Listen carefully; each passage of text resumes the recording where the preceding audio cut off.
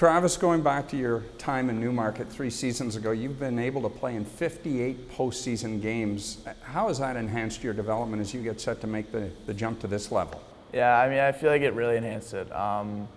Playing in the playoffs is night and day compared to season. I mean, the guys' intensity is way level no matter which league you're in, and it really gets you level or ready, I think, for the next level.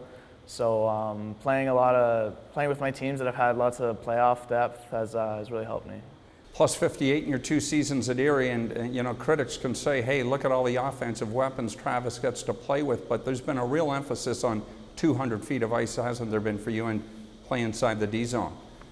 Yeah, I mean, I've always kind of seen myself as an offensive defenseman, but I knew that coming in to my draft year this year, I knew that I had to change that up a bit to make sure that if I wanted to go and I wanted to go early, that I would have to make sure that my defensive game is strong too. And kudos to my D partner, Troy Dene, this year really helped me a lot, and my coach, Jay McKee. Those guys really helped me out with my D game this year, and I think it really helped my draft stock for sure.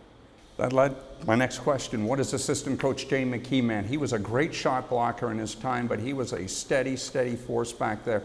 How important is it to have someone of that type of experience, and what exactly has he been able to give to you to make you a better defenseman?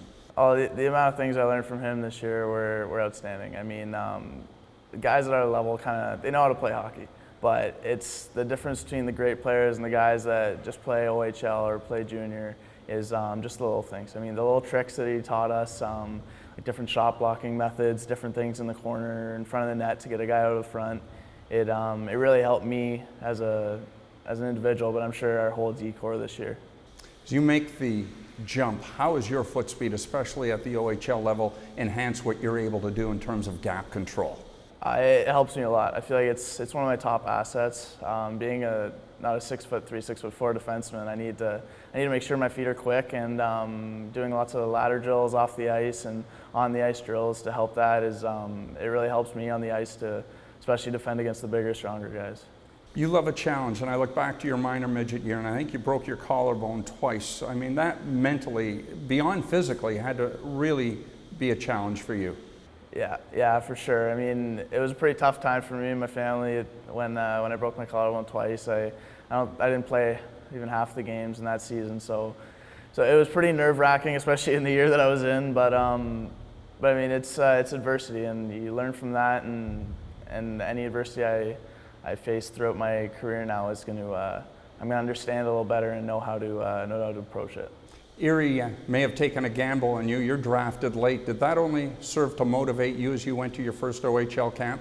Yeah, for sure. I mean, I've always been told that after you get drafted, it's just a number anyways, but I mean, being a kid, it's kind of hard to think that. I mean, you're coming in with Connor McDavid going first overall, exceptional status and everything, so it's kind of nerve-wracking knowing that you're not that top guy, but I kind of learned to roll with the underdog phrase, and I kind of like it. I mean, it's nice to come in and kind of surprise people with what you have and just really show off what you have when they don't really expect it.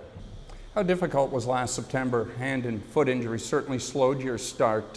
Were you patient, though, knowing that in the big picture you still had a full season ahead of you? Yeah, for sure. I mean, I had great support from my family, agent, coaches, teammates, and everything like that. So I made sure I was off ice doing all my workouts and stuff like that, so that when I did come back, I was in full force, and it worked out. You won 5 titles playing for York Simcoe. Name drop a little bit just how good those teams were. Oh, they weren't bad. Yeah, obviously we had McDavid for a while. That was great, and we had Bennett. So those 2 names will for sure help your team out. I think like the amount of OMHA titles we won, then we won an OHF, and then we went to the finals of the Quebec International. It was minor hockey was a lot of fun when you had those guys on your team. How'd you not win the Quebec Pee Wee tournament? What happened there? Oh, it was an awful game. I mean, we were up, I think, 2-1 or 3-1 going into the third, and we ended up losing by 1 goal, and it was really tough for especially me. I mean, some of the guys were kind of like, okay, we made it this far, but it was tough.